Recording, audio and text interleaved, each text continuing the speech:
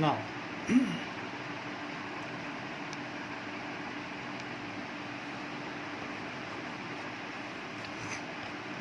these are the waste disposal system of the cell.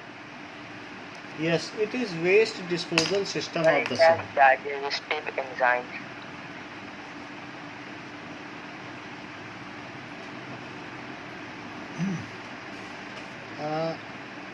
अनुराग, आपकी आवाज़ धीमी आती है थोड़ी. These are a kind of waste disposal system of a cell.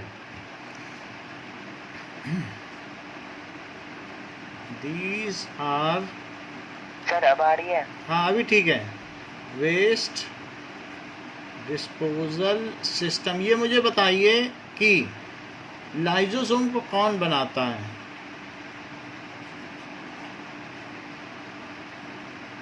तो एंडोप्लाज्मिक रेटिकुलम. एंडोप्लाज्मिक रेटिकुलम में तो वो एंजाइम्स बनते हैं, और फिर इसको बनाता कौन है? गाल्जी operators is responsible in making of lysosome. ठीक है ना. पैकेजिंग करता है वो, सेलेक्ट करके जो बहुत स्ट्रॉन्ग एंजाइम्स है ना, उनकी सिलेक्शन करता है और उसको एक वेसिकल यानी थैली में रखता है, सैक में, और after that it is responsible for making lysosome. Last line पढ़िए गाल्जी ऑपरेटर्स की. Lysosome help to keep the cell clean by digesting any foreign material as well as the worn out cell organelle. It keeps the cell. It helps. ये सिर्फ यही नहीं है कि अगर cell worn out हो जाए तो उसी को खा जाता है. ये डे टू डे लाइफ में भी सेल का कचरा साफ करता रहता है. If there is a foreign material present inside cell, then it digests it and keep the environment of cell clean. So lysosome help to keep the cell clean. The cell clean. कैसे clean रखता है? by digesting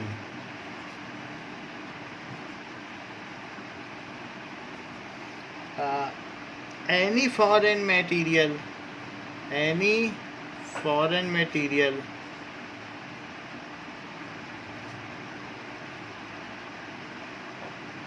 तो किसी भी foreign material को क्या करता है? डाइजेस्ट कर लेता है.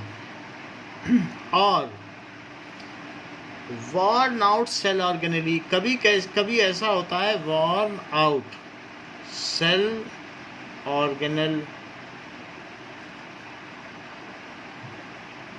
कुछ ऐसे माइटोकॉन्ड्रिया कुछ है वॉर्न आउट हो गया, ख़राब हो गया, टूट फूट हो गया, या कोई और चीज़ है कि जिसमें बहुत सारी चीज़ें होते हैं. सेंट्रियोल होती है, वैक्यूल होता है, कुछ ना कुछ वॉर्न आउट होता ही रहता है. अगर आप देखें तो मैं आपको एक सेल के सफ़र पे ले चलूँ तो वो 2 घंटे में भी पूरा नहीं होगा. कोशिका अपने आप में एक बहुत बड़ा शहर है. There are so many things happening. अगर आप देखें so it is like a factory. YouTube में ऐसे वीडियो भरे पड़े हैं कि if you see it looks like some major factory is doing its job. So there is always a kind of garbage, there is always worn out of the cell organelles. तो simply देखने में तो ऐसा लगता है कि कुछ mitochondria होंगे, कुछ ऐसे होंगे, बट ऐसा नहीं है. Excuse me, sir. हाँ. Sir, I am joining from other device. Sir, can you please allow me? क्या बोलिए? Pardon? Sir, I'm allowing from sir, I'm joining from other device. That you are allowed only. That's why I have allowed you only. You are allowed to join from any device. So worn out cell organelle. Okay. Foreign materials entering the cell such as bacteria or food as well as the old organelle end up in the lysosome. अगर बाहर से कोई भी foreign material आता है तो lysosome उसको detect कर लेता है कि ये क्या है, और फिर उसको खा जाता है. तो it eats it because it is made up of strong digestive enzymes. तो हम देखेंगे लाइजोसोम. ये lysosome According to National Human Genome Research Institute, a lysosome is a membrane-bound cell So, organelle that can... let us see it. ये lysosome किस तरीके से होता है।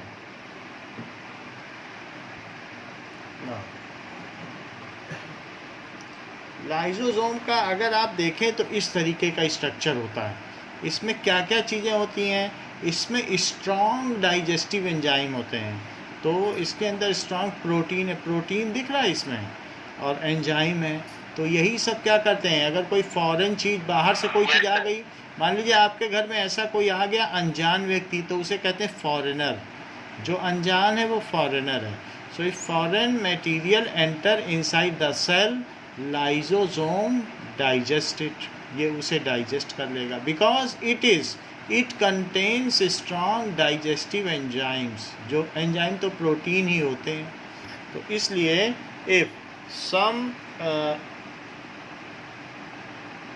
foreign material enters inside cell, then it digests it. Okay, now ये तो करता ही है। foreign material, it contains strong digestive enzyme.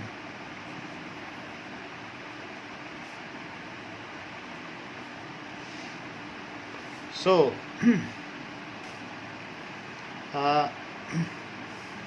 इसलिए ये क्या करेगा,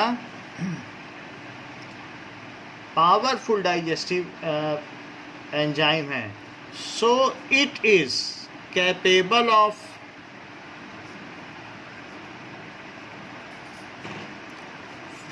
ब्रेकिंग डाउन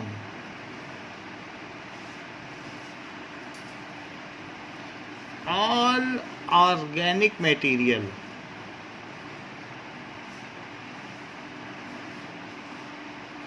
क्या आप मुझे बता सकते हैं ऑर्गेनिक मटेरियल क्या है? प्रोटीन है, कार्बोहाइड्रेट है कि फैट है या डीएनए? सारे हैं, क्योंकि वो सब हमारी बॉडी में है।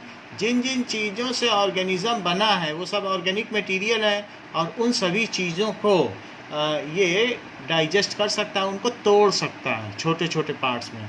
क्योंकि लाइसोसोम में माही क्या रहता है, स्ट्रॉन्ग डाइजेस्टिव एंजाइम। हाँ, डाइजेस्टिव एंजाइम रहते हैं। ठीक है। सो व्हेन द मेटाबॉलिज्म का क्या मतलब है? When metabolism that is biochemical activities. जब सेल होता है तो सेल के अंदर कुछ ना कुछ नई चीज़ें बनती हैं। जैसे राइबोसोम क्या करता है, प्रोटीन बना रहा है, और कुछ ग्लूकोज टूटते भी हैं।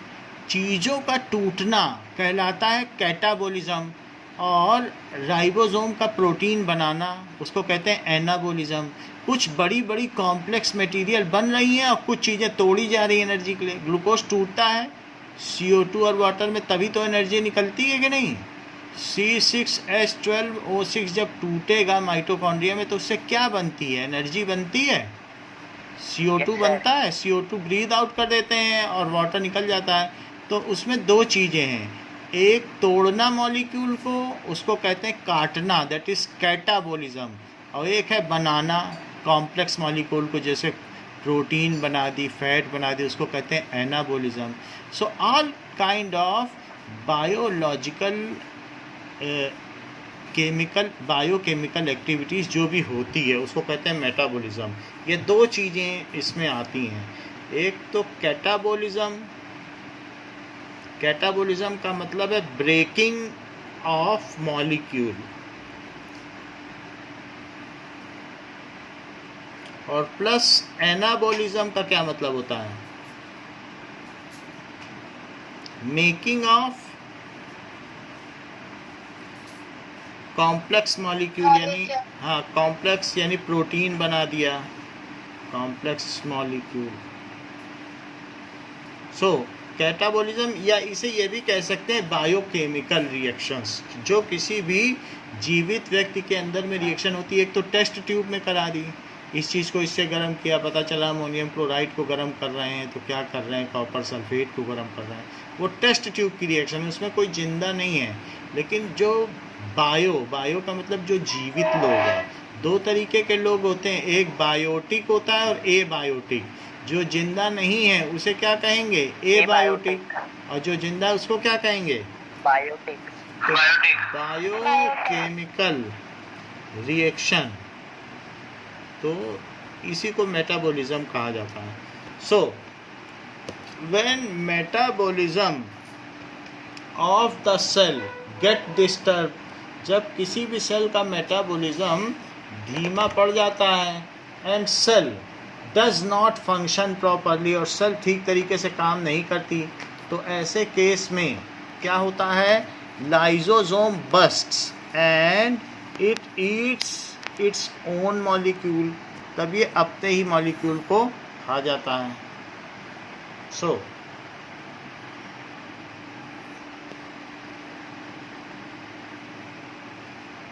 now when metabolism of the cell get disturbed,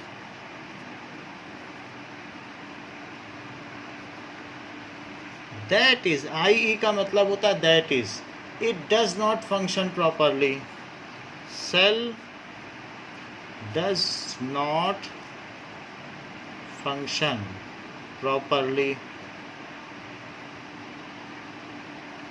और सेल रप्चर्स, उसका प्लाज्मा मेम्ब्रेन टूट गया। मान लो तुम्हारे घर की एक दीवार ढह गई, तो क्या बाहर के लोग तुम्हारे घर के अंदर आ जा सकते हैं? और cell yes sir.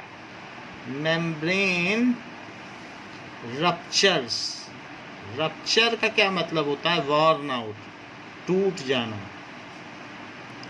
Then lysosome bursts, ये बस्ट हो जाता है, and eats up, digest its their own cell, जिसने इसे बनाया है उसे ही खा जाता है। अनुराग ये ऐसा क्यों करता होगा, अपनी सेल को क्यों खा जाता होगा?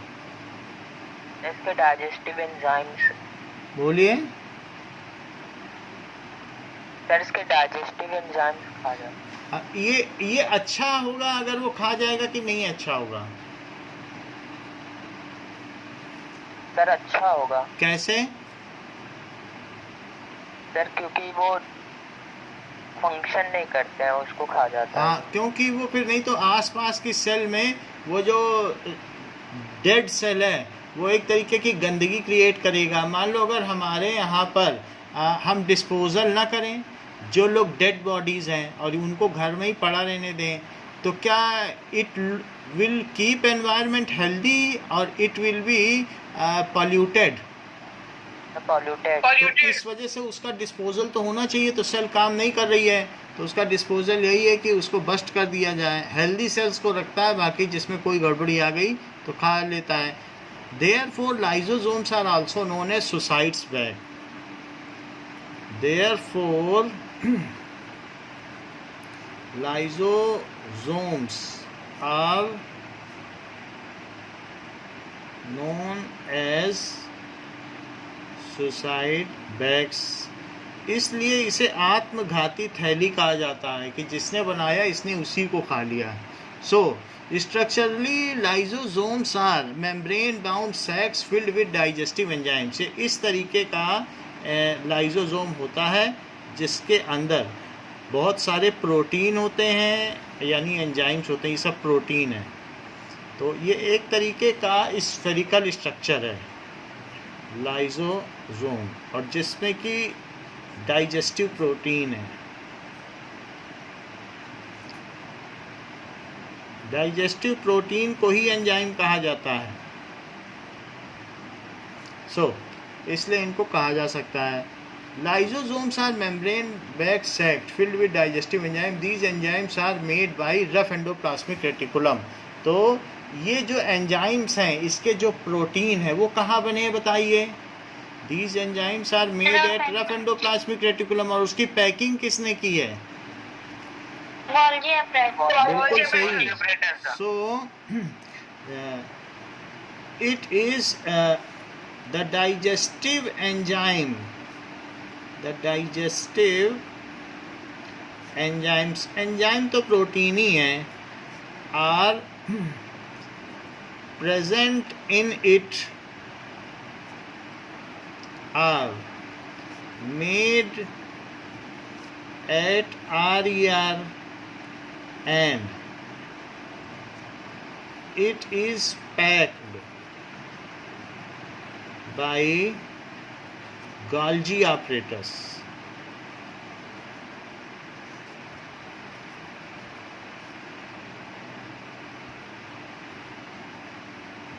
Okay, now next is mitochondria.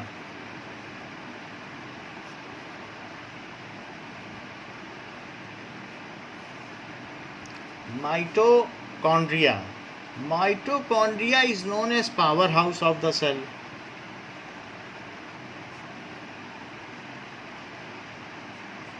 So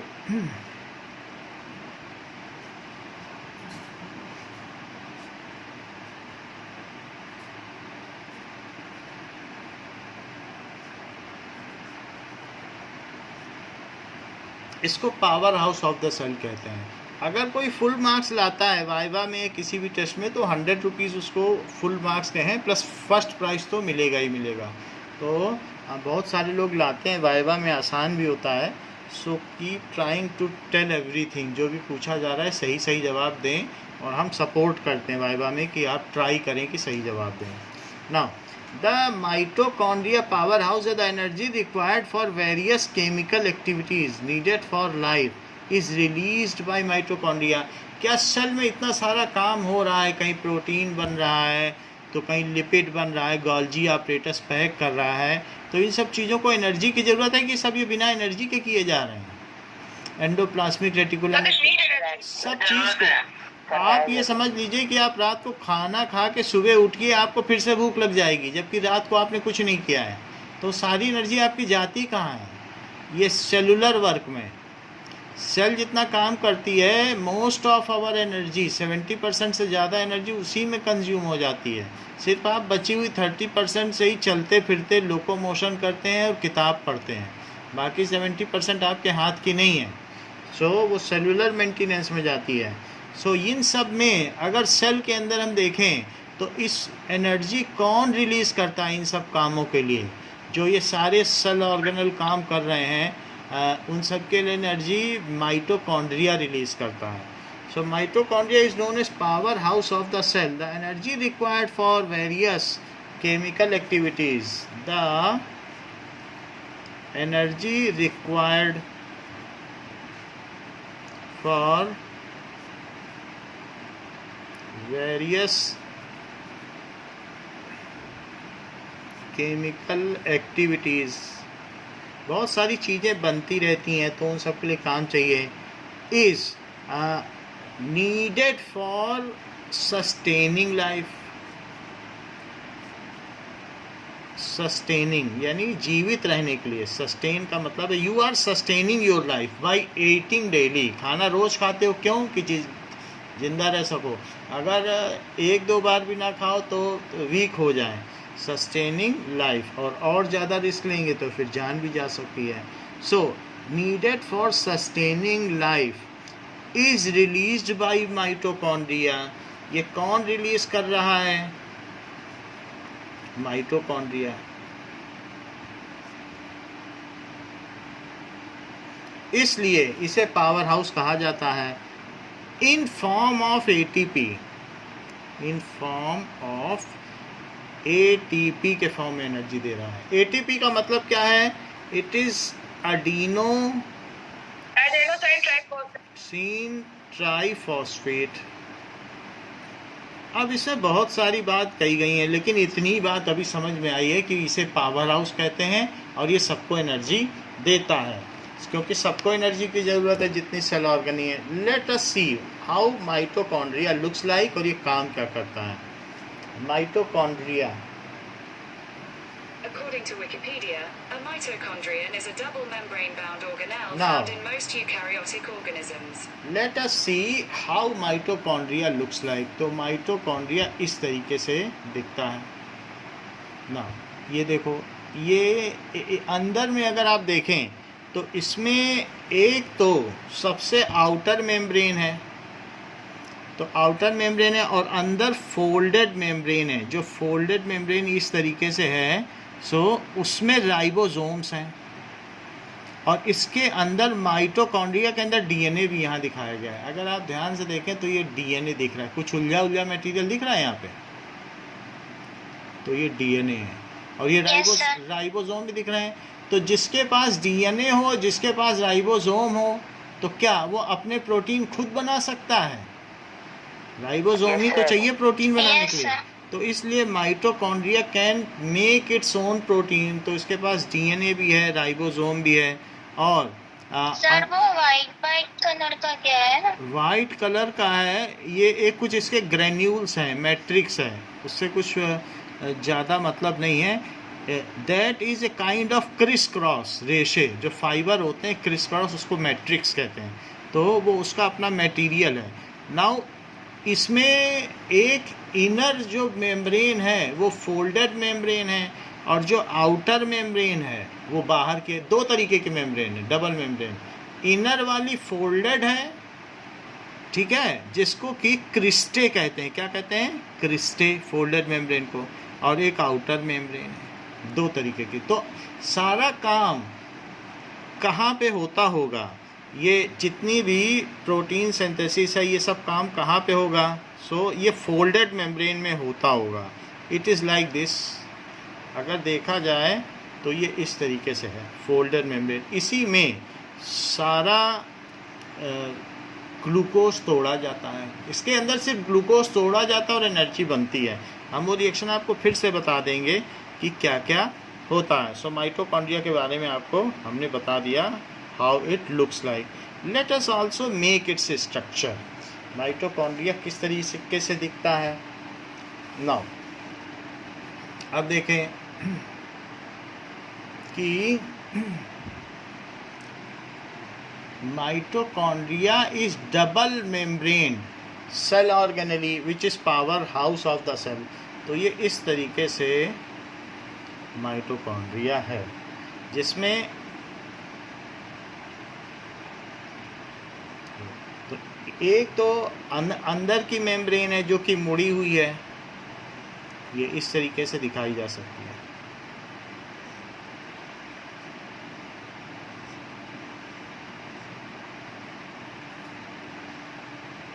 ये इस तरीके से ये इसकी मेम्ब्रेन है, मेम्ब्रेन। तो और इसके ऊपर क्या है? ये क्या है? राइबोसोम्स। हाँ, और एक दो डीएनए भी दिखा सकते हैं। तो इसका ये डीएनए, ये राइबोसोम। अच्छा, फोल्डेड इनर मेम्ब्रेन जिसे क्रिस्टे कहा जाता है, folded inner membrane, that is cristae. और एक है आउटर मेम्ब्रेन। आउटर मेम्ब्रेन ये ओवल शेप होता है, ठीक है, बाहर से देखने में ओवल शेप होता है ना। अब देखिए कि एटीपी क्या होता है, जरा इस चीज़ को हम देखें कि अभी इन्होंने बताया एटीपी, तो एडिनोसिन ट्राइफॉस्फेट ये क्या करता है माइटोकॉन्ड्रिया की? सबसे पहले इसका काम क्या है? C6H12O6 को तोड़ देना। तो जब ये ऑक्सीजन की प्रेजेंस में इसे तोड़ता है तो CO2 बनाता है, और क्या बनाता है? वाटर। H10। और साथ में ये 38 ATP एनर्जी देता है। 38 एडिनोसिन ट्राइफॉस्फेट ये है क्या, जरा हम देखें। कि 38 एक ग्लूकोज टूटा तो इसने कितनी energy the? 38 ATP। ATP is the energy currency, यानी कि एक इस तरीके का मॉलिक्यूल होता है जिसको कहते हैं एडिनोसिन। ऐसा मॉलिक्यूल एडिनोसिन। यहाँ carbon carbon carbon carbon carbon carbon, ये सब कार्बन होंगे, इन सब में क्या होगा? कार्बन। तो इसमें यहाँ फॉस्फेट PO4 है और ये PO4 है, और यहाँ बहुत सारे फॉस्फेट तैर रहे हैं, फॉस्फेट तैर रहे हैं। तो अगर इसमें ये फॉस्फेट को जोड़ देता है, ये काम माइटोकॉन्ड्रिया को ही आता है, तो माइटोकॉन्ड्रिया इसमें फॉस्फेट जोड़ देता है। तो अब इसमें 3 जगह फॉस्फेट जुड़ जाते हैं, PO4 PO4 और PO4। इसका नाम है ADP, एडिनोसिन डाइफॉस्फेट, क्योंकि इसमें कितने फॉस्फेट जुड़े हुए हैं बताओ? PO4 क्या होता है? बोलो सर PO4 क्या होता है? PO4 P का मतलब फास्फोरस और O का मतलब ऑक्सीजन, तो इसको कहते हैं फॉस्फेट। जैसे SO2 होता है सल्फर डाइऑक्साइड, SO3 होता है सल्फर ट्राईऑक्साइड और SO4 होता है सल्फेट। तो उसी तरीके से PO4 क्या होता है? फॉस्फेट। जैसे कि अगर आप अपनी बुक में देखें तो बुक में पेज नंबर मैं आपको बता देता हूँ, तो किस पेज पे फॉस्फेट लिखा है वहाँ आप इसको रेफ़र कर सकते हैं। तो पेज नंबर जरा 37 निकालो, 37 निकाला? Yes sir. अच्छा, उसमें सबसे नीचे देखो क्या फॉस्फेट लिखा है, और 3 निगेटिव चार्ज भी हैं। इलेक्ट्रॉन में निगेटिव चार्ज होता है, मालूम है ना? सर कौन से पेज नंबर पे? पेज नंबर 37 निकालो। यस सर, उसमें कहाँ लिखा है? सबसे नीचे देखो एक टेबल बनी राइट है, साइड। सबसे नीचे टेबल बनी है, तो उसमें फॉस्फेट लिखा है, दिखा? Yes sir. फॉस्फेट है कि नहीं? तो Yes, sir. उसमें क्या चीज़ होती है फॉस्फेट में बताओ? एक फास्फोरस होगा, 4 ऑक्सीजन होंगे और 3 निगेटिव चार्ज होगा, फॉस्फेट। समझ में आ गई बात? तो और ये एडिनोसिन है, ये स्ट्रक्चर एडिनोसिन है, तो इसको कहेंगे एडिनोसिन डाइफॉस्फेट। बताओ इसमें कितने फॉस्फेट जुड़े हैं? 2 जुड़े हैं, देख लो। ये तो हवा में तैर रहा है, सर आपने ये सब हवा में तैरते हुए हैं, तो मतलब ये सब इसमें जुड़े नहीं है ना, तो वो किसी न किसी एक को पकड़ लेगा और फिर जोड़ देगा। ये काम कौन करता है बताओ? जोड़ने का काम करता है, ये काम होता है, हाँ, माइटोकॉन्ड्रिया में ये काम होता है। और वो 3 को जोड़ दिया, देखो एक ये जुड़ा है। जो भी होता क्या है? बोलो बोलो, जो भी पूछोगी बताएंगे, बोलो। ये जुड़ गया। सर ये जोड़कर करते क्या है? ये अब एनर्जी करेंसी बन गई है।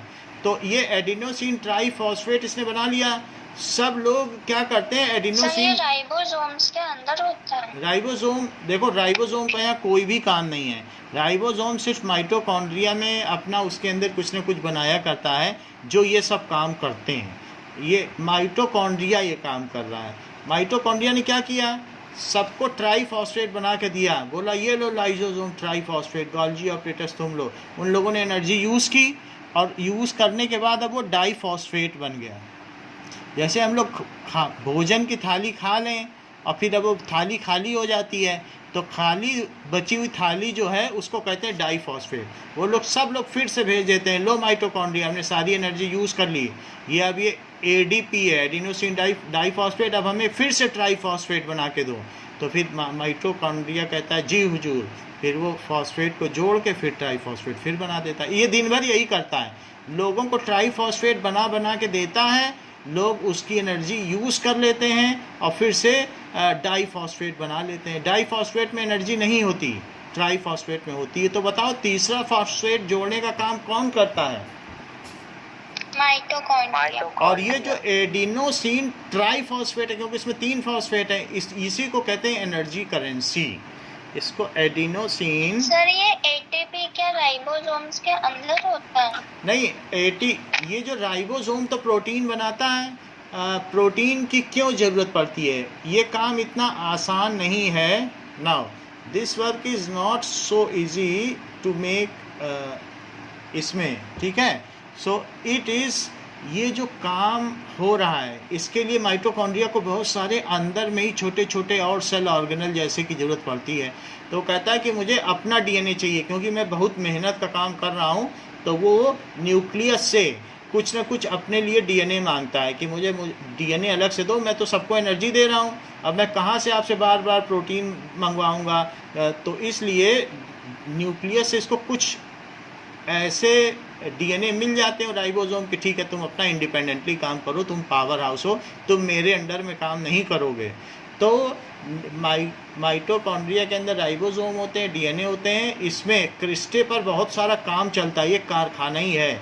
सो इसमें ग्लूकोज को तोड़ना, फिर उनसे एटीपी बनाना एडीपी से, इन सब काम के लिए कुछ नए तरीके के प्रोटीन की ज़रूरत होती है, क्योंकि प्रोटीन का ही काम डाइजेशन और कैटाबॉलिज्म और एनाबॉलिज्म है। तो उन सब के लिए राइबोसोम की ज़रूरत पड़ती है। यहाँ पर राइबोसोम का कोई रोल नहीं है, माइटोकॉन्ड्रिया इनसे जो चीज़ बनवाना चाहे बनवा सकता है। ये लोग इसके यहाँ सर्वेंट हैं, राइबोसोम और डीएनए। जैसा माइटोकॉन्ड्रिया कहेगा तुम ये बनाओ, मेरे में इसकी कमी है, तो वो बनाएंगे। उनका कोई रोल नहीं है, सारा काम माइटोकॉन्ड्रिया का है। माइटोकॉन्ड्रिया जैसा सर मैं ये पूछ रही हूँ आपने वो शेप बनाया ना, तो फिर वो शेप आता कहाँ से? वैसे टाइप के ऑर्गेनिक्स आते कहाँ? तो उस टाइप का शेप क्यों चाहिए? क्योंकि कभी भी जब बहुत सारा एटीपी बनाना है तो उसके लिए बहुत बड़ी सरफेस चाहिए। तो अगर अंदर की सरफेस मुड़ी नहीं होगी तो उसको ज़्यादा सरफेस नहीं मिलेगी, तो काम नहीं कर पाएगा। जैसे आप अपने घर में बहुत सारे अलग अलग कमरे बना लें या कुछ कर लें, so if you are making various cabins, जैसे ऑफिस में देखा जाता है कि नहीं, बहुत सारे केबिन्स होते हैं, उसमें लोग अलग अलग अपना बैठ के काम करते हैं। So different kinds of surface and cabins are required. That's why it is due to the evolution, process of evolution में इस तरीके का शेप बना है, क्योंकि सेल को ज़रूरत थी। तो माइटोकॉन्ड्रिया ऐसा बना है कि उसके अंदर फोल्डेड स्ट्रक्चर है। जैसा फोल्डेड स्ट्रक्चर आपने देखा था कि एंडोप्लाज्मिक रेटिकुलम में भी था, क्यों था बताओ? इसके अंदर फोल्डेड स्ट्रक्चर ये क्यों है? ये आप अंदर देख रहे हो तो ये फोल्डेड है। ये सब एंडोप्लाज्मिक रेटिकुलम इतना फोल्डेड क्यों है बताओ? इट इज़ ओनली क्योंकि उसको सरफेस चाहिए ना काम करने के लिए। अगर मान लो वैसे सरफेस नहीं होगी, ज़्यादा सरफेस नहीं होगी, तो काम हो पाएगा क्या? तो इसलिए अलग अलग है।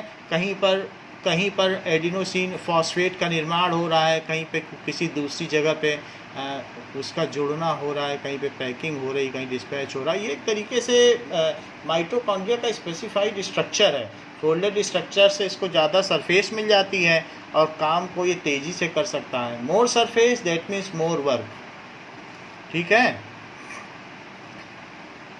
और कोई बात नहीं है। तो हमें इतनी बड़ी इंटेस्टाइन क्यों चाहिए? आपको फोल्डेड क्यों होती है, सीधी अकेली क्यों नहीं होती है?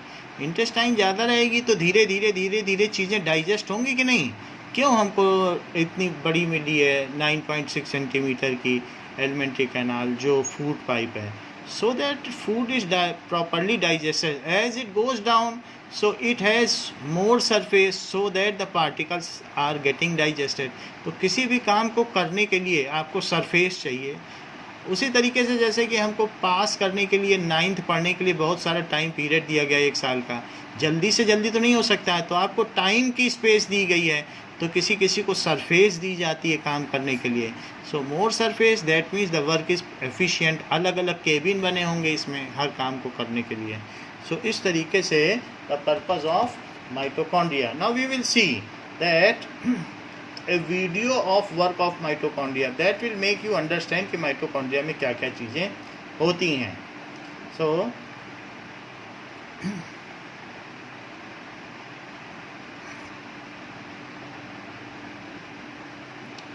okay.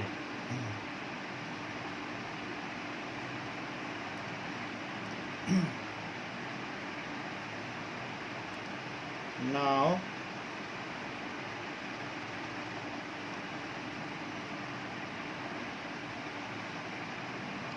mitochondria. So let us see it.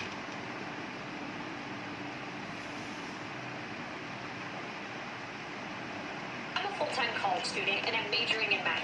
And my number one study tip is to use Quizlet. The thing I love Mitochondria, structure and function. Objective: to learn about the structure and functions of mitochondria. Mitochondria are located in the cytoplasm of cells and are among the largest cell organelles within a cell. Largest cell Called organelle है ये. powerhouses of cells because they convert energy into forms that are usable by the cell. Mitochondria ये है vary in mitochondria. shape from almost spherical to elongated ovals. Mitochondria are bound by two membranes. Each membrane is a phospholipid bilayer with embedded proteins. The outer membrane is smooth while the inner membrane has many invert folds called cristae. The folds increase the surface area and are the working surfaces for mitochondrial reactions. The inner membrane is selectively permeable to certain समझ में आई? Why this is increased? To increase the mitochondria reaction. जब ज़्यादा surface होगी तो उसमें ज़्यादा reaction हो सकेंगी. बोलो समझ में आई माही? molecules Yes. Yes, sir. अब देखो such as pyruvic acid and adenosine triphosphate (ATP). On the cristae, sugar is combined with oxygen to produce ATP. The primary ATP energy बन जाता source है. for the cell. और फिर ये बाहर supply कर दिया जाता है. The space surrounding the यही cristae है ATP. is a matrix filled with dense Sir, solution ATP कैसे containing बनता ये है enzymes, ATP. बोलो. coenzymes, water and other sir molecules. ATP कैसे बनता है? ATP जब एडिनोसिन डाइफॉस्फेट में एक फॉस्फेट और जुड़ जाता है तो ट्राइफॉस्फेट हो जाता है. तो इसके अंदर बहुत सर सारे मतलब एडीपी मतलब उसी के अंदर रहता है ना राइबोसोम के. ये पूरे सेल में रहता है. पूरे सेल में एडीपी घूमा करता है. जैसे अगर आप ये कह दो कि सारा पैसा तुम्हारे ही घर में है तो फिर तुम पैसे से कुछ नहीं खरीद पाओगी. पैसा जब तक पूरी बाजार में और सब जगह सर्कुलेट नहीं होगा तब तक पैसे की कोई कीमत नहीं है. सब लोग एटीपी ले लेते हैं और फिर एटीपी से क्या करते हैं बताओ? एटीपी से एनर्जी लेके एडीपी बनाते हैं और एडीपी फिर भेजते हैं. तो सारे एडीपी एडिनोसिन डाइफॉस्फेट माइटोकॉन्ड्रिया की तरफ आते हुए और नए बने हुए एनर्जी करेंसी यानी कि एटीपी माइटोकॉन्ड्रिया से दूसरे सेल ऑर्गेनल्स की ओर जाते हुए. बोलो समझ में आई बात? एटीपी सब जगह भेजता है ये क्योंकि कहता है लो हमने एनर्जी करेंसी बना दी, सबको ट्राइफॉस्फेट बना दिया, लो जितनी मर्जी उतनी एनर्जी खर्च करो. फिर सब लोग एनर्जी खर्च करते हैं और कहते हैं ये लो अब हमने वैलेट खाली कर दिया. यानी अपनी जो है वो वैलेट नहीं होता जो पॉकेट रखते हैं पर्स, वैलेट खाली कर दिया. ये लो अब एडीपी है, इसे फिर से लो और फिर से क्या बनाओ? एटीपी. इसमें एक और फास्फोरस जोड़ो जिससे हम इसे यूज़ कर सकें. तो फास्फोरस जोड़ने का काम बहुत मेहनती है. उस काम के लिए एनर्जी की ज़रूरत पड़ती है. वो एनर्जी कहाँ से आती है? ग्लूकोज जब टूटता है उसी से वो एनर्जी मिलती है. उसी एनर्जी को वो जोड़ने के काम में इस्तेमाल करता है. थर्ड वाला फास्फेट. समझ में आ गई बात? तो बस यही चीज़ है. माइटोकॉन्ड्रिया आपको समझ में आ गई. ये सब राइबोसोम है और ऐसे ये फोल्डेड स्ट्रक्चर है. अब देखो और कोई इसमें डाउट है तो पूछो. सर आपने वो 38 ATP वो क्यों लिखा है? एक ग्लूकोज जब टूटता है तो एक ग्लूकोज के टूटने से 38 मॉलिक्यूल बना लेता है. जरा देख लें, ये माइटोकॉन्ड्रिया है. The area between these membranes is called the intermembrane space. ये ATP is generated at the inner membrane of mitochondria by an efficient mechanism called oxidative phosphorylation, involving several membrane protein complexes. अब बाकी ये सब चीज़ें तो हम आगे पढ़ेंगे कि एटीपी क्या बनता है. हमने आपको एक सरल तरीका बता दिया कि एक ग्लूकोज टूटेगा तो उससे इतनी एनर्जी मिल जाती है कि 38 एटीपी बन जाए.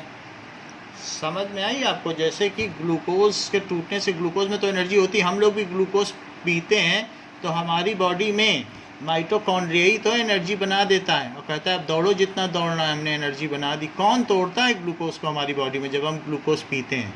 कभी थक जाते हैं ये माइटोकॉन्ड्रिया।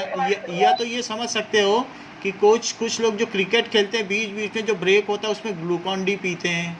तो क्यों पीते हैं? क्योंकि उनके अंदर माइटोकॉन्ड्रिया है, वो उसको तोड़ के 38 हर एक ग्लूकोज मॉलिक्यूल पे 38 एटीपी बना देगा। तो ये देखो, इसको कहेंगे एडिनोसिन ट्राइफॉस्फेट। इसका नाम क्या है? Adenosine triphosphate.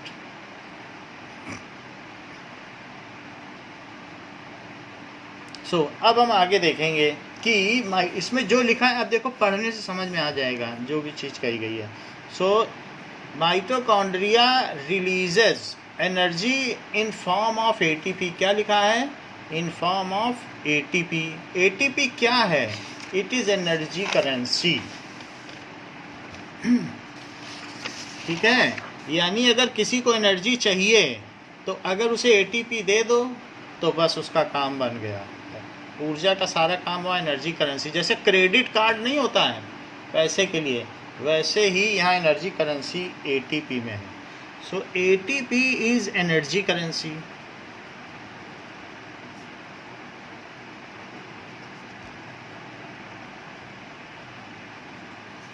Energy currency of the cell. Okay, the body uses energy stored in ATP for making new chemicals. Body uses energy stored in ATP. जब इसमें एनर्जी है, all cell organel क्या करेंगे बताओ? receive this ATP. ये receive किससे करते हैं? from mitochondria. किससे रिसीव करते हैं? माइटोकॉन्ड्रिया से ले लेते हैं। And uses its energy for cellular mechanism. Cell के जो काम हैं उनके लिए। ठीक है, फॉर सेलुलर वर्क या mechanical work.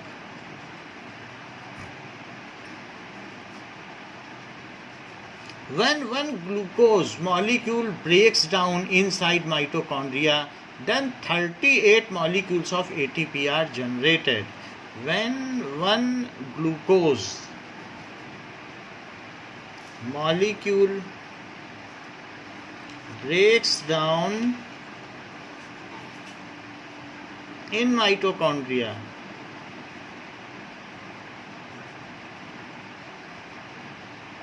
then 38 molecules of ATP are generated। 38 बन जाएंगे ATP, फिर वो सब भेज दिए जाएंगे, अपने पास थोड़ी ना रखेगा। It has 2 membrane covering, ये डबल मेम्ब्रेन है। Mitochondria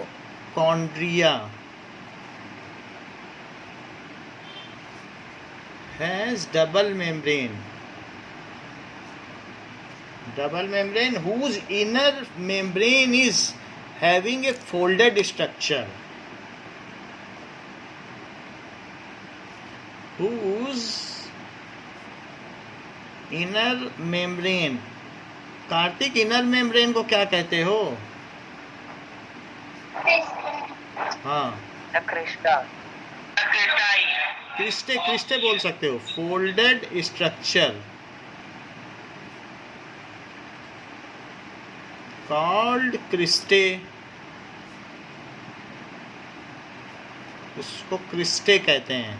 on which ribosomes are stick. इसमें डीएनए एंड राइबोसोम स्टिक होते हैं। DNA and ribosomes are present, ये चीज होती है। Now cristae creates large surface area for chemical reaction. तो क्रिस्टे क्या करता है? एटीपी जनरेशन के लिए जो रिएक्शंस होती हैं उनको वो करता है। Mitochondria are strange organelles because इनके अपने डीएनए और राइबोसोम्स होते हैं। So mitochondria are able to make their own protein. Mitochondria are able to make some of their own protein। थोड़ा सा डीएनए रहेगा, ज़्यादा नहीं रहता है, तो थोड़े बहुत तो प्रोटीन बना ही लेते हैं अपने काम भर के। So they can make their own protein. समझ में आ गई माइटोकॉन्ड्रिया के? कुछ पूछना है तो पूछ लो। प्रार्थना क्लियर हुआ? चलो प्लास्टिड्स देखो। आपको पता है कि फूलों में अलग अलग तरीके के रंग क्यों होते हैं और प्लांट्स का ग्रीन कलर की लीव्स क्यों होती हैं? प्लांट्स में सबसे ज़्यादा वैरायटी ऑफ कलर्स होते हैं, क्यों होते हैं? हाँ, तो इस तरीके से plastids are present only in plants, हम लोगों में नहीं प्रेजेंट रहते हैं। So plastids are present only in plants। अच्छा, उनको ये जो प्लांट्स हैं ये कलरफुल क्यों होते हैं? इनके फ्लावर्स, हम लोगों में तो कलर नहीं होता है, इनमें क्यों कलर होते हैं? तो जो फ्लावर्स हाँ, नहीं तो क्या ज़रूरत है इस तरीके से कलरफुल रहने की? फोटोसिंथेसिस करने के लिए। किसके लिए? सर फोटोसिंथेसिस के लिए। ये बिल्कुल सही बता रहे हैं, जिससे कि इसमें इंसेक्ट आ सकें और इसके जो पॉलन ग्रेन्स हैं, इसके अंदर क्या होता है, जैसे हम लोगों में ह्यूमंस में स्पर्म्स होते हैं और एग होते हैं, तो ये जो अलग तरीके से पॉलन्स होते हैं छोटे छोटे प्लांट में देखें इस तरीके से निकले रहते हैं। यस। तो उनमें ये कहते हैं कि तुम मेरा हनी ले लो, हम तुमको फ्रेग्रेंस दे रहे हैं, खुशबू दे रहे हैं, कलर से अट्रैक्ट भी कर रहे हैं, तुम हमारा हनी ले लो और अपने पैर में इनको चिपका लो और किसी दूसरे फूल पे जाकर वहाँ उसके सेंटर में जो उसका कार्पेल है यानी फीमेल रिप्रोडक्टिव सिस्टम उस पर छोड़ देना, तो वहाँ जाकर के सीड बन जाएगा और फ्रूट बन जाएगा। तो इस वजह से प्लांट्स में नेक्टर भी है।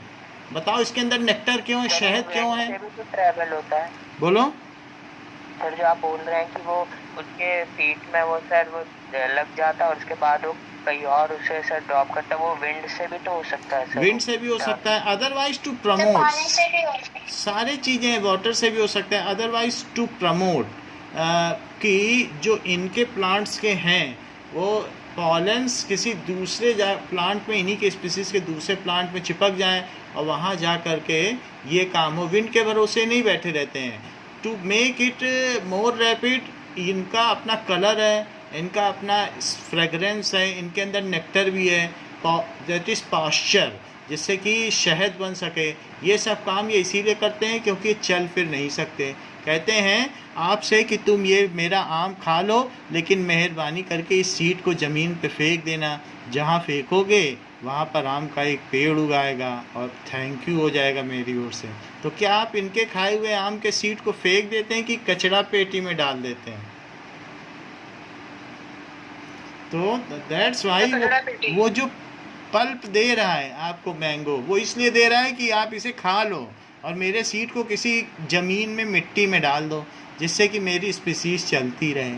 तो वैसे तो हम लोग ह्यूमन हैं तो आर्टिफिशियल फार्मिंग करते हैं, सब कुछ करते हैं और मैंगो उगा लेते हैं, अदरवाइज़ नहीं तो इनकी स्पीसीज़ ख़त्म हो जाए। So there are some reasons behind plastids. तो प्लास्टिड्स के पीछे रीज़न समझ में आ गया क्यों कलरफुल होता है? So plastids are present only in plants. There are two types of plastids.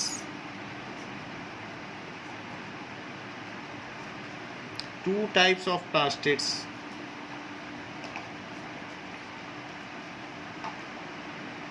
कौन कौन से प्लास्टिड्स होते हैं? एक क्लोरोप्लास्ट, मतलब क्रोमोप्लास्ट। जो क्रोमोप्लास्ट हैं वो कलरफुल होते हैं, कलर्ड प्लास्टिड्स।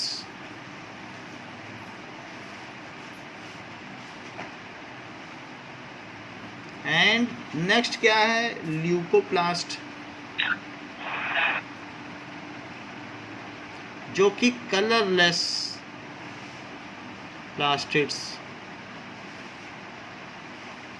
सो ये जो भी सर जो कलरलेस है उसका कलरलेस यूज है? सर कलरलेस प्लास्टिक कलरलेस जैसे कि लकड़ी में, स्टेम में, वहाँ पर प्लास्टिक्स का कोई काम नहीं, वहाँ पर भी प्लांट है, but there is no case of attraction. तो स्टेम के पोर्शन में कलरलेस अंदर। उसका कलर तो सर कभी स्टेम को काटा है तो बिल्कुल उसके अंदर फ्रेश स्टेम रहेगा, लेकिन कभी ऐसा आपने किया है कि जो एलोवीरा खाया है क्या? एलोवीरा किसी ने एलोवीरा का पत्ता देखा? बहुत मोटे मोटे होते हैं, उसको खोलो तो बिल्कुल उसके अंदर का जो सेल होते हैं वो कलरलेस होते हैं। यस सर तो वो कलरलेस प्लास्टिड्स हैं, जहाँ पर बिल्कुल कोई कलर ट्रांसपेरेंट है। देखा है कि नहीं? यस सर देखा है। ट्रांसपेरेंट होता है बिल्कुल। तो उस तरीके से वो ल्यूकोप्लास्ट हो जाएगा, तो उसमें कोई कलर नहीं होगा। Plastid contains the pigment. अब क्लोरोप्लास्ट आर सब डिवाइडेड इनटू वेरियस कैटेगरीज। जो क्रोमोप्लास्ट है उनके अपने टाइप्स हैं। Types of chromoplast, Here's a summary from Topper Learning. देखो Types of अलग अलग तरीके के होते हैं। chloroplast So chlorophyllan B pigments green in color. Now. Neoplast fucocanthin pigment yellow, brown in color. Rhodoplast अब देखो। fibrosis pigment red color and more. तो क्रोमोप्लास्ट कई तरीके के होते हैं। ऑफ येलो कलर होते हैं या ग्रीन कलर होते हैं। ग्रीन कलर, तो ग्रीन कलर को जानते हो क्या कहते हैं? क्लोरोप्लास्ट। और क्लोरोप्लास्ट में क्या कंटेन रहता है, कोई बताएगा? क्लोरोफिल होता है, और उसी से वो फोटोसिंथेसिस करता है, वो ग्रीन कलर का होता है। और कुछ येलो होते हैं, तो दैट इज येलो कलर के होते हैं। तो इट इज जो ट्रांसपेरेंट है वो ल्यूकोप्लास्ट है, वरना ये फेइयोप्लास्ट, ये ग्रीक लेटर हैं, वो लोग फेइयो बोलते थे इस तरीके से। नाउ रेड कलर को क्या कहेंगे? रोडोप्लास्ट। तो अलग अलग तरीके के प्लास्टिड्स होते हैं। नाउ अब ये क्रोमोप्लास्ट के टाइप्स हो गए। आगे देखिए बुक क्या कहती है कि chloroplast are important for photosynthesis in plants. Chloroplasts are important for photosynthesis in plants। क्यों ये कैसे करते हैं? बिकॉज दे कंटेन्स, जो क्लोरोप्लास्ट होते हैं, जरा हम इसका फिगर देखें कि क्लोरोप्लास्ट में जो सिस्टम्स होते हैं यानी क्लोरोफिल है, वो क्या चीज़ें हैं। Now chloroplast structure, According to microbe notes, the chloroplast has an now inner and outer let membrane us see, with an this is chloroplast structure. तो इसमें आप देख रहे हैं सिक्के जैसा स्ट्रक्चर है, यानी कि अगर आप क्लोरोप्लास्ट देखें ऐसा लग रहा है जैसे बहुत सारे क्वाइन रखे हुए हैं, ऐसा दिख रहा है। तो इस Yes, sir. हाँ, that is a kind of structure inside chloroplast जिसमें क्लोरोफिल भरा हुआ है, उसको कहते हैं stroma. So such is the structure of chloroplast. उसमें ऐसा लगेगा आपको जैसे बहुत सारे सिक्के रखे हुए हैं। So let us see that how the structure of chloroplast, because इसी में ही फोटोसिंथेसिस होती है।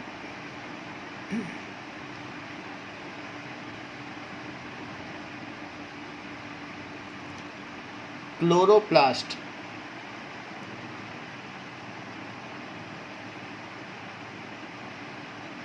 यस। अब देखिए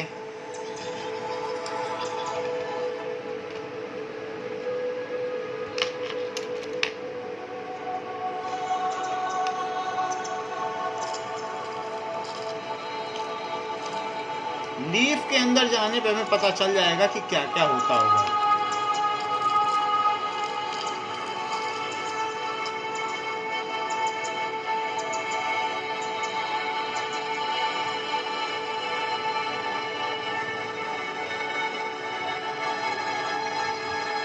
ये स्टोमेटा है सबसे बाहर, यहाँ सांस लेते हैं, यहाँ से सांस लेते हैं। उसके अंदर चले जाओ। अब ये देखो बहुत सारे सेल हैं, कितने सारे सेल हैं। These are plant cell. Sir, but they do not have a well-defined cell wall. These are, ये जो है मीजोडर्मल सेल्स हैं, ये लूजली पैक्ड हैं जो लीफ में है। अदरवाइज कुछ पार्ट में सेल वॉल होती है, यहाँ पर भी सेल वॉल है but it is very thin. These are newly formed cell. Otherwise cell wall होगी बट ये मीजोडर्म है, वहाँ पर नहीं होगी, बहुत पतली होगी सेल वॉल। अब हम और अंदर जाएं। सर इसमें साइटोप्लाज्म भी है ना? सब कुछ होगा। अब एक सेल के अंदर जाओ, ये सेल के अंदर गया। अब देखो कुछ दिख रहा है आपको? क्लोरोप्लास्ट दिख रहे हैं? Yes sir. क्लोरोफिल है ये सब। ये जो गड्डी गड्डी है रोटियों जैसे, इसको स्ट्रोमा कहते हैं। इसी पर क्या बनता है? ग्लूकोज। इस पे क्या बनेगा बताओ? देखो ये बना रहे हैं, एक शहर का शहर है। देखने से लगता है कुछ होता नहीं, लेकिन there are several activities going on एक एक कर। से क्या है? क्या जो उड़ रहा है ये? अब ये देखने से पता चलेगा जब, इसका मुझको भी पता नहीं है, बट यहाँ रिएक्शन हो रही है जिससे ग्लूकोज बन रहा है। तो इसके अंदर ये वर्कर्स हैं, they are making glucose. Plant में फोटोसिंथेसिस का काम यहाँ हो रहा है, खाना बन रहा है। ये समझो प्लांट का किचन है, यही खाना बनता है। अब देखो स्ट्रक्चर समझ में आ गया। Now we will make, chloroplast का एक स्ट्रक्चर बना लेंगे कि किस तरीके से होता है chloroplast. According to Wikipedia, chloroplast. Now let us draw its structure.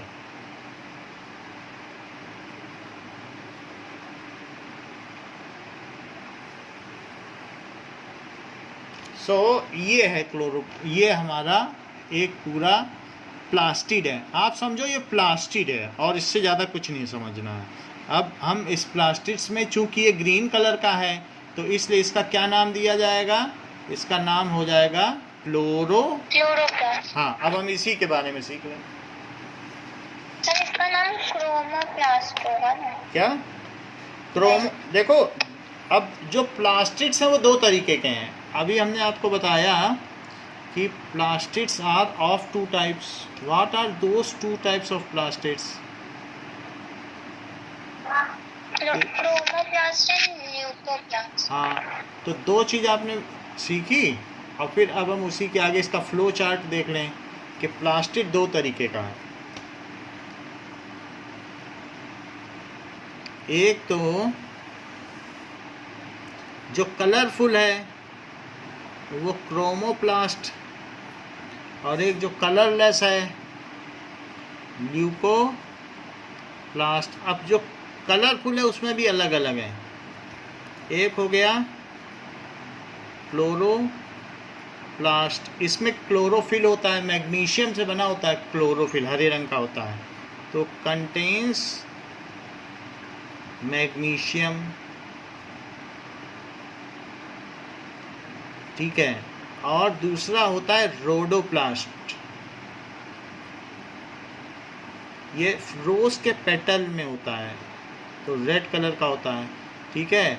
फिर इसके अलावा एक होता है फोयोप्लास्ट, दैट इज फेयोप्लास्ट, वो येलो रंग का होता है। सर ऐसे तो और भी कलर, बहुत सारे कलर के, मैं तो एक एग्जाम्पल के तौर पर बता रहा हूँ। अब हम देखेंगे कि क्लोरोप्लास्ट का किस तरीके का स्ट्रक्चर है। तो क्लोरोप्लास्ट में स्ट्रक्चर देख लो कि किस तरीके का स्ट्रक्चर है, कि ये है क्लोरोप्लास्ट। इसका क्रॉस सेक्शन दिखा रहा हूँ। तो this is the cross section of chloroplast, ऐसे।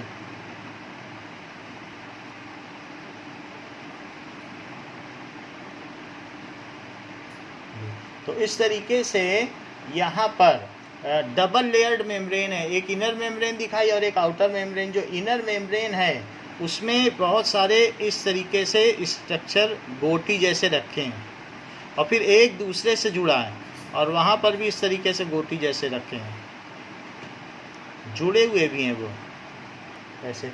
फिर वो तीसरे से जुड़ा है, और ये स्टैकिंग है क्लोरोफिल की, और इसके अंदर भी इसी तरीके से स्टैक है। ये सरफेस है, लार्ज सरफेस, जो कि आपस में जुड़े हुए हैं। तो अब ये देखो, इनको क्या कहते हैं? This is called stroma.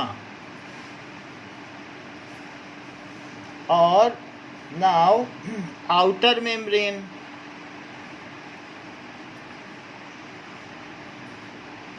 और ये क्या है जो अंदर वाली? Inner membrane. इसको कहेंगे क्लोरोफिल। That contains chlorophyll. इसमें क्लोरोफिल भरा हुआ है। बाकी इसका नाम है क्लोरोप्लास्ट। इतनी बात समझ में आई? नाउ अब हम देखेंगे, ये तो हमने प्लास्टिक्स का एक समझ लिया, ये ग्रीन कलर का होगा। अगर इसे शेड किया जाए then it all will be of green colour. तो ये हल्का हल्का इस तरीके से ग्रीन कलर होगा। इन्हीं की वजह से ग्रीन होगा सब, फिर बाद में ऐसे सरफेस बनाई जा सकती है।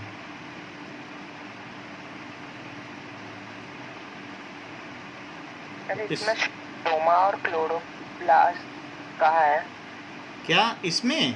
क्लोरो का मतलब ग्रीन होता है, तो और स्ट्रोमा का मतलब ये जो क्लोरोफिल की गड्डियां हैं, उन गड्डियों को स्ट्रोमा कहते हैं। So these are stacked. Sir वो क्लोरोफिल क्या होता है? It is carbon and magnesium compound. तो मैग्नीशियम कभी फुलझड़ी छुड़ाई है दीपावली में? वो पूरी मैग्नीशियम की बनी होती है। फुलझड़ी छुड़ाई है? Yes sir. वो पूरा मैग्नीशियम है, प्योर मैग्नीशियम। तो उस वो होगा, और कार्बन, कोयला, उन दोनों से मिला के इसका ये कलर है। तो कंपाउंड अपना नेचर चेंज कर लेते हैं जब दो तीन चीज़ें मिलती हैं। तो ये क्लोरोप्लास्ट है, और इसमें क्लोरोफिल की जो गड्डी है उसको स्ट्रोमा कहा गया है। अब देखो ये काम कैसे करता है। सो क्लोरोफिल ही सबसे इम्पॉर्टेंट है प्लांट में, क्योंकि वो खाना बनाता है। सो अब देखिए,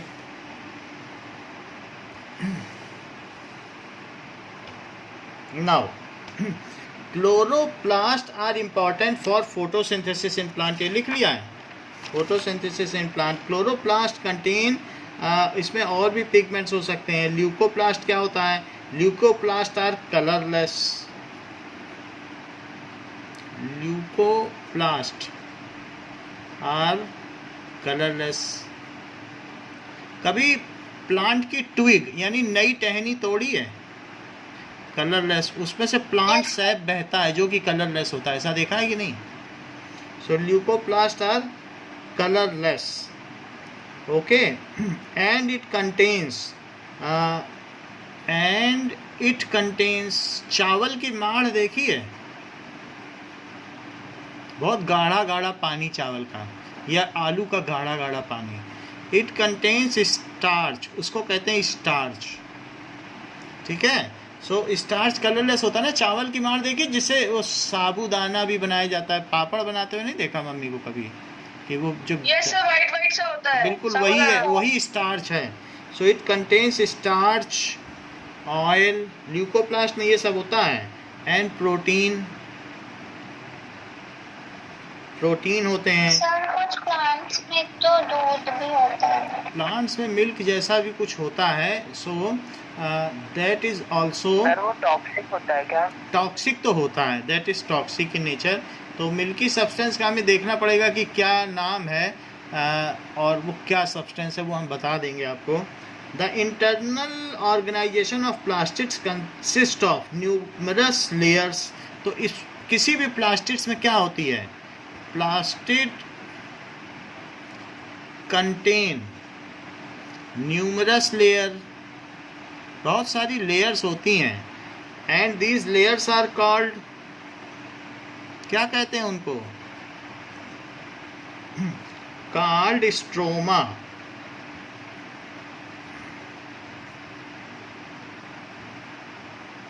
अब देखिए इट, ठीक है, स्ट्रोमा होती है। इन दीज स्ट्रोमा, स्ट्रोमा, इनको स्ट्रोमा कहते हैं। So photosynthesis in chloroplast takes place over here, यहीं पर फोटोसिंथेसिस होती है। और एक नई बात, plastid contains their DNA and ribosome so they can make their own protein. Plastids contain, cell में सिर्फ दो ही ऐसे ऑर्गेनल्स हैं, आपसे पूछे जाएंगे, अभी आगे लिखा भी है अगले टेस्ट क्वेश्चन में कि सेल कैसे, कौन से दो ऑर्गेनल्स हैं जिनके अपने डीएनए और राइबोसोम्स होते हैं जिससे कि वो प्रोटीन सिंथेसिस कर सकें। तो माइटोकॉन्ड्रिया और प्लास्टिड्स, ये दो सेल ऑर्गेनल हैं जो अपना प्रोटीन खुद बना सकते हैं। So plastids contain their own DNA, इनका अपना डीएनए है, and ribosome,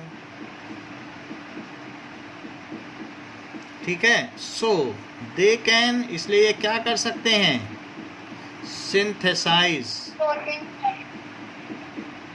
there own protein.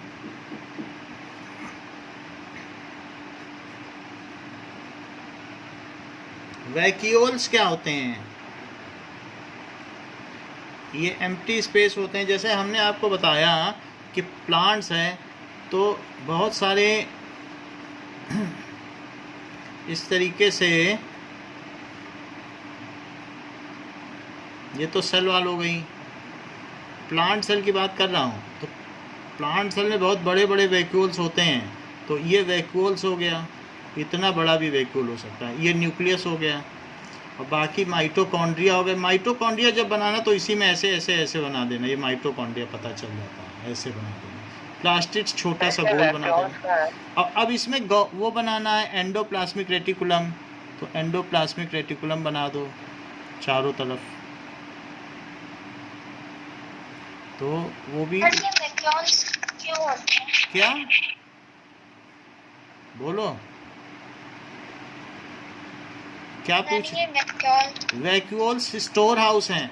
Plant, अगर हम लोगों का तो एक्सक्रीशन सिस्टम है कि हम लोग चीज़ों को एक्सक्रीट कर देते हैं, यूरिनेट कर देते हैं, लेकिन प्लांट में ऐसा नहीं है।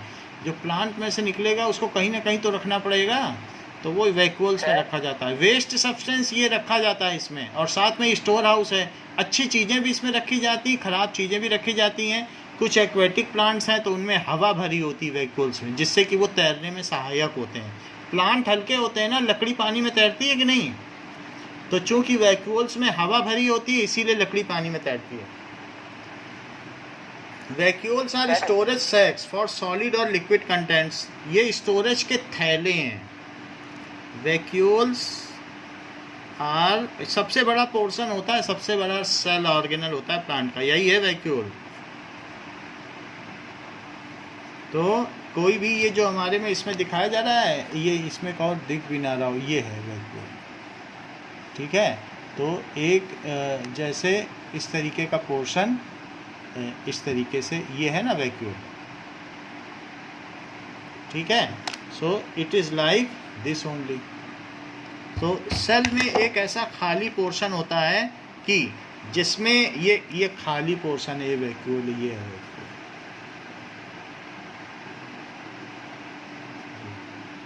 फिर बंद कर देंगे तो बंद हो जाएगा, खाली जगह। तो it is the empty portion in the cell, जिसको कि वैक्यूल कह रहे हैं। ओके, तो वैक्यूल आर स्टोरेज सैक्स।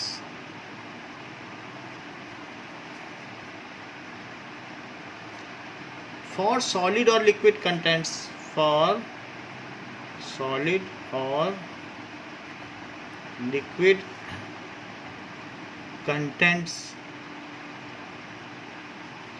ठीक है। नाउ अब देखें 3D diagram of plant cell. Showing pictures that match. तो अगर हम देखें तो ये वैक्यूल्स हैं, इसमें आप देखो कि वैक्यूल्स दिख रहा कितना बड़ा है। सो वैक्यूल्स बहुत बड़े दिख रहे हैं कि नहीं? माइटोकॉन्ड्रिया दिख रहा है फोल्डेड, माइटोकॉन्ड्रिया। अच्छा, ये माइटोकॉन्ड्रिया रेड वाला, ये क्लोरोप्लास्ट है। क्लोरोप्लास्ट में स्ट्रोमा है और सेल वॉल भी दिखाई गई है। वैक्यूल्स तो सबसे बड़े हैं, देख लो, लिखा है वैक्यूल्स, लिखा है। तो इस तरीके से वैक्यूल्स, और किसी किसी में तो ये सेंट्रली लोकेटेड होते हैं। ये देख लो अब कितने बड़े हैं। न्यूक्लियस साइड में चला गया, ये न्यूक्लियस है, ये न्यूक्लियस है, वैक्यूल्स बीच में, बाकी गोल्जी और पेटस वो सब इधर उधर है। एंडोप्लाज्मिक रेटिकुलम उसके पास है। So now vacuoles are storage sacs, these are small size in animal cell. हम लोगों में तो कुछ इस तरीके का सिस्टम चाहिए नहीं कि जहाँ पर कोई चीज़ स्टोर करनी हो, लेकिन एनिमल में तो चाहिए। तो इसलिए वहाँ पर इस बात की जगह, ये प्लांट में तो चाहिए, तो प्लांट में ये होता है, ठीक है। वैक्यूल्स, हाँ बोलो सर, वैक्यूल के अंदर है ना ग्लूकोज होगा? ग्लूकोज भी देखो सब लिखा है इसमें, कितनी कितनी चीज़ रखता है। It contain sugar, amino acid. Amino acid अगर मिल जाए, ये एमिनो एसिड है, एमिनो एसिड एक साथ मिल जाए तो प्रोटीन बनता है। प्रोटीन किससे मिलके बनता है? Amino acid. एमिनो एसिड, तो एमिनो एसिड से मिलके प्रोटीन बनता है। So a large number of amino acids make protein. तो देखो, इट कंटेन्स सॉलिड और लिक्विड कंटेन्स। वैक्यूल्स क्या हैं? Small sized. किसमें स्मॉल साइज्ड होते हैं? प्लांट्स में कि एनिमल्स में? प्लांट्स में नहीं, एनिमल्स। इस प्लांट्स में तो ज़रूरत होगी ना। एनिमल्स में जरूरत थोड़ी होती। तो एनिमल में नहीं ज़रूरत है, तो इसीलिए तो एब्सेंट होते हैं, या तो होते ही नहीं है या तो छोटे होते हैं। So vacuoles are small size in animal, कई में तो होते भी नहीं हैं in animal. While plant cells have, while plant cells have large vacuoles,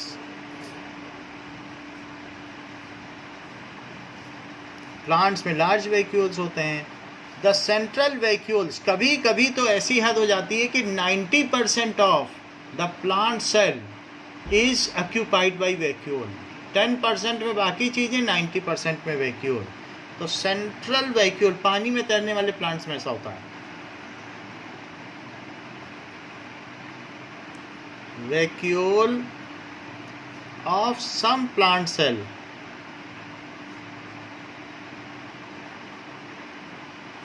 में occupy 50 to 90% of cell volume. तो आप देख रहे हैं कितना डोमिनेटिंग है ये। In plant cell vacuoles are full of cell SAP.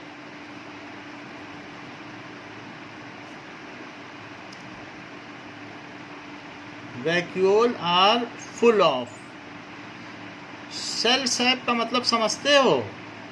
Cytoplasm, cell sap, and provide turgidity. और प्लांट को ये रिजिड रखता है, ये नहीं कि बिल्कुल लूज नहीं रहते हैं, प्लांट टर्जिड रहते हैं, एंड प्रोवाइड टर्जिडिटी। ठीक है, इसका मतलब क्या होता है? टर्जिडिटी मतलब जैसे अभी गुजरात में 200 किलोमीटर प्रति घंटा से हवाएं चली तो जड़ से उखड़ गए, लेकिन प्लांट बीच से नहीं टूटे। देखा आपने कैसे मजबूत थे। अगर उनकी जड़ ठीक होती तो सही तरीके से वो, चूंकि अब जगह जगह शहरीकरण हो चुका है तो ज़मीन में उनकी पकड़ मजबूत नहीं रही। गांव में प्लांट टूटने की घटना नहीं देखने में आती है, ये शहरों में ही आती है, क्योंकि वहाँ उनको पानी नहीं मिलता। रोड में लगा दिए, कोई पानी दे रहा है बताओ? तो इस तरीके से प्लांट सेल में ये टर्जिड रखते हैं, चाहे जितनी भी हवा चले। नारियल का पेड़ टूट जाएगा क्या बीच से? टर्जिड का मतलब है कि they do not break in between. Turgid, उसमें वो भरा हुआ है सेल सैप, तो लूज नहीं होने पाता plant. It makes it harder. समझ में आई? Turgid and rigidity of cell, उसको रिजिड भी रखते हैं। ये है many substance of importance of the life of plant cell are stored in vacuoles. It is also storehouse of the cell.